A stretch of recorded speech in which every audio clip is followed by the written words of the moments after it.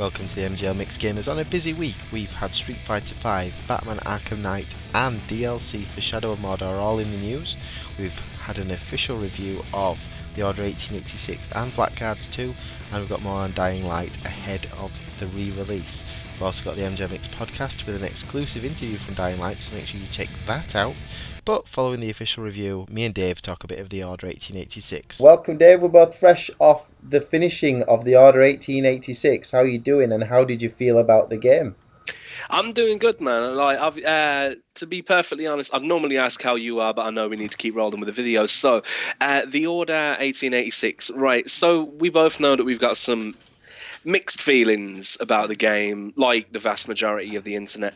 I would say, as I said before, I did a brief little rundown, and it's got a great narrative, great story building, great characters, and it's all wrapped up in mediocre cover shooter gameplay and very disappointing other mechanics like movement and stealth, but obviously we're going to get further into that as we go. My overriding things was there were just so many elements to the game that could have been so good that just fell short for being just, quite so shallow. But at the same time, I thought there was quite a lot of cool stuff, and I thought some of the, although the combat lacked a little bit, I do think there was some cool stuff, especially the weapons. I really enjoyed using the thermite gun and that arc lance. I thought the ideas for the weapons were good, just maybe not used well enough. I agree. The thermite rifle in particular was the thing that I had the most fun with, because even though the game tried to tell me what to do with it, I also still had to kind of figure it out. And I think that the weapons were good. The overall design and look of it in general was fantastic. But that's the thing, isn't it? Like, it can look as good as it wants to. And I think we said it on the podcast anyway, if it doesn't play well, it doesn't matter how good it looks. And what worked in its favour, as I say, was the story being so good that I pushed through the mechanics I wasn't too happy with. But I still got a little bit annoyed at some of them, particularly with the stealth. You see, I'm a person who quite likes a good bit of stealth. And I thought the one stealth mission was very well done. I liked the stealth mission in the gardens. I thought that was good because it seemed to have a purpose, and other than the quick time event to take the guy out that was just a bit ridiculous, I thought that was done well. The one on the airship didn't quite work for me. It was in too much of a confined space, and because of all the walking sections, and we'll get onto walking sections in a bit, it broke up the pace for me. But I did quite enjoy that particular mission. I thought that one was quite good. See, that's the thing, when I say that I didn't like the stealth portions, again, it's a commentary on the gameplay. The actual narrative to it, the reason for being where you were, and obviously we're not going to spoil anything here, but, where we were, there was purpose to it, and it was... I think that's why it was so frustrating. The quick time event, what absolutely baffled me was that you're a trained soldier, you're a knight in this order, you can kill. So why exactly does your knife need to be ready, and why do you need to time it right? It was, I don't know if you watched the bit in the video where I fail, and he literally leans over and waves the knife in the dude's face, and then gets shot in the face. It doesn't make sense. Yeah. And I was like, no, this is not going to be news to Ready at Dawn. Do you know what I mean? This isn't going to be something, there's no way they looked at that happen and went, well, that's exactly what we want. But there must have been something there, but there's no overlooking it either. There's just, that's the only real bit that annoyed me. On the airship, again, I agree, it was too confined compared to the garden, but the same problems are still occurring. If the stealth were as intuitive as, and not to compare the games, Far Cry, if it were as intuitive as just, you successfully snuck up on an enemy, there you go, the enemy's dead, because you pressed the right button and you put the effort into actually sneaking up on them.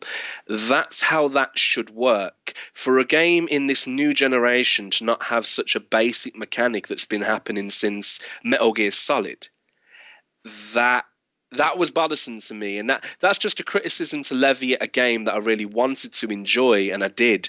But I can't.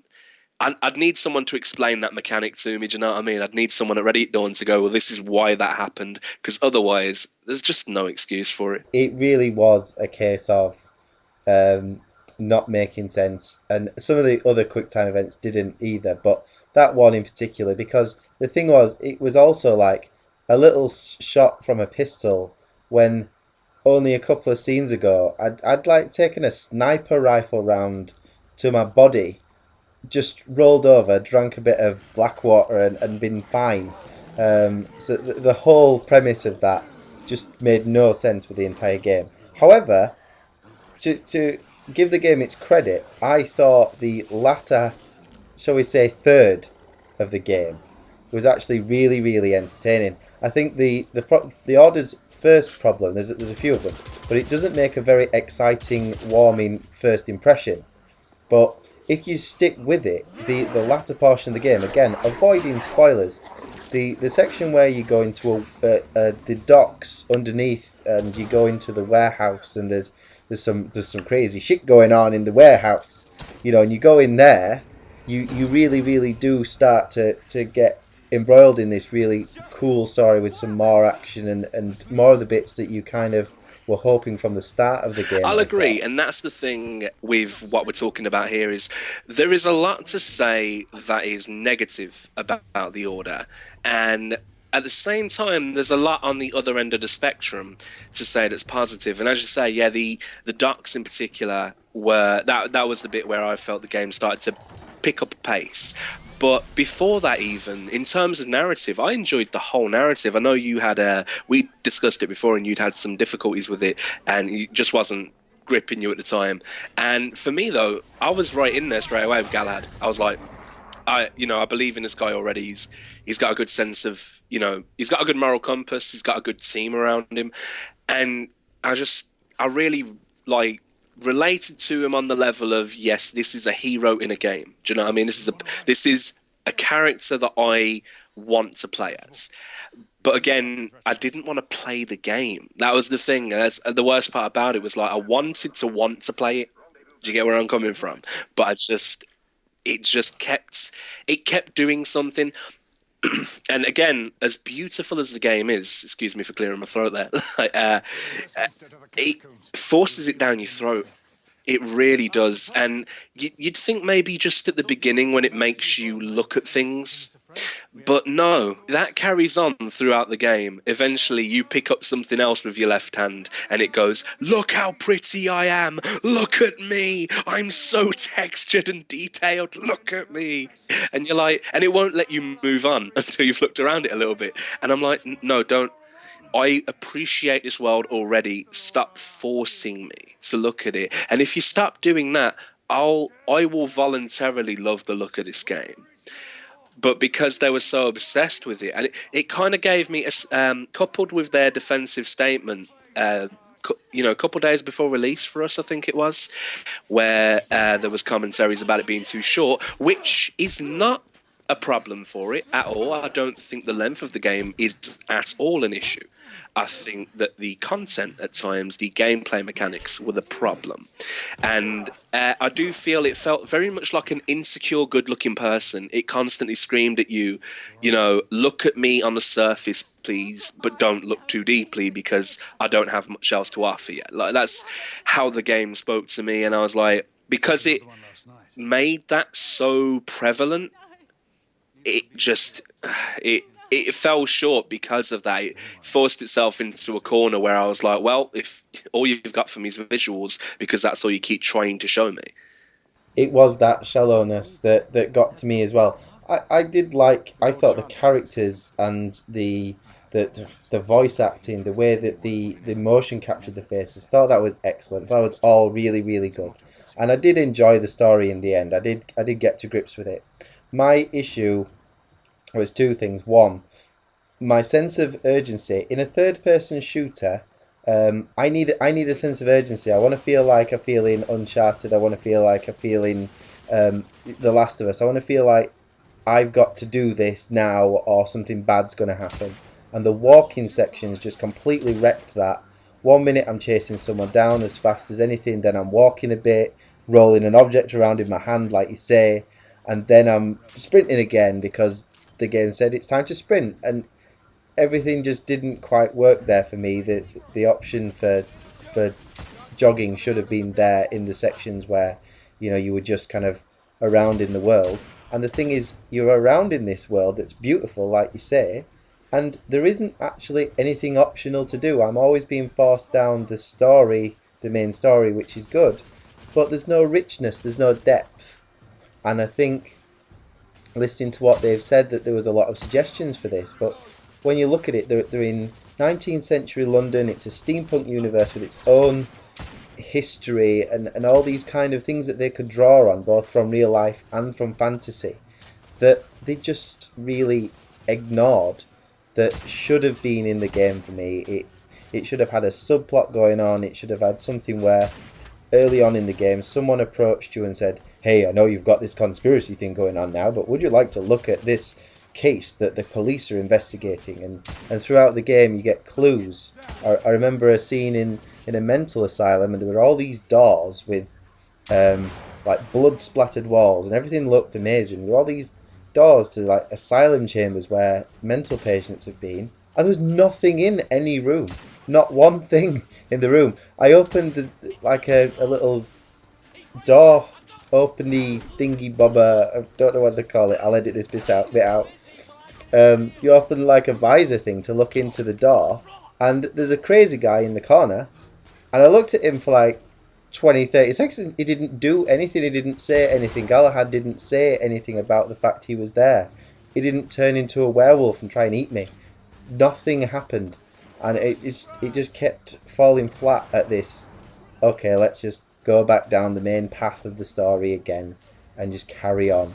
That was where it fell down for me. But saying all that, I do think there's a future for the series and the game, if you like, as a game engine. I think what they've built for others to use is incredible. I think a lot of games will use the Order 1886 engine, and I do think that the way they left it, again avoiding spoilers, but there's this really nice view of the city of London that looks really open and expansive. The way they left it sets up a really good sequel, and if they listen to what fans are saying and they listen to what feedback they're getting from people like us critiquing the game, they could make a sequel in much shorter time than they made the first one, and make it a lot better and a lot more of a rich experience for me. Yeah, that's not to say that obviously there will definitely be a sequel regardless of how they do it. And again, people can talk of potential spoilers there. Now, there's just going to be a sequel. We just won't say how that's going to come about. But it's pretty obvious once you've played the game. I think people are willing to give it a pass. I really do think. And plus, to be perfectly honest, the scores aren't terrible. There was just a lot of burden on this title to be better than it was, and anything less than a 7 these days in the industry seems to be the death of the game. But I firmly believe that, with all due respect to Ready at Dawn, I know they've worked a long time on this, I firmly believe that what they really worked on essentially here is a glorified tech demo, which, not in a disrespectful manner, because granted, that's where you can start arguing the price of the supposed game, because there's not a lot of gain there. But there's this tech demo really, and that's what it is, because it, as you say, the facial animations, the voice acting, all of it was top notch. It was very cinematic. But what I found was like this new engine seems to be what's going to be the catalyst for anything further going down the line, for possibly how a lot of people use the Unreal Engine and stuff like that. You know what I mean? It's like this is like the next step of that, where they've made a game that demonstrates what this game's capable of, and either Ready at Dawn or other studios are going to pick up this engine and go, yeah, we can take this and then we can make this out of it that's far better than the Order. Or Ready at Dawn are going to go, okay, for the sequel, we're going to listen to all this feedback, which we clearly did not listen to originally, and that has to be said, and they have to acknowledge that. And we're gonna output what we really wanted to do now that the engine's done. So I guess that's where we stand on it. It's like I don't hate the game by any means. I don't recommend it for a purchase, not by any means either. I recommend it for a rental. That's about it for me. I would not say buy it. I would say experience it, and that's pretty much my overall view on it. Is while it's a good experience, there is no replayability in my opinion, and I think that's a warranted opinion. I'm sure you'd agree, Ross. And really, it just it leaves a lasting impression, but it doesn't leave you wanting to go back to it. It just leaves you wanting the next one to be better, and that's kind of a good thing. Yeah, I fully agree, Dave. Fully agree. I think it's definitely worth experiencing. I did buy it, but with guaranteed trade-ins and such and all that, taking it back quickly, it's only going to end up costing me around 20 quid. I don't feel fleeced at 20 quid. I don't feel like I've been short-handed there. I think it's something to go through, get it done, move along. Don't buy a digital copy. Are you mad? Just get a copy second-hand, get a rental. Get through it, enjoy the story for what it is, enjoy the graphical engine for what it is, and get yourselves ready for Bloodborne. Moving on to Bloodborne, we're going to be covering that all next month on mygameslounge.com, so make sure you're following us for that. Thank you to Dave for joining us for the MGLMix today. Alright, take care. No worries, you're welcome. Bizzle! Hope you enjoyed that, gamers. Make sure you get in touch with us on Twitter, Facebook, and of course on YouTube in the comments. And make sure you get yourself over to mygameslounge.com for all the latest coverage on the big games, the indie games, and everything in between. We'll see you on mygameslounge.com.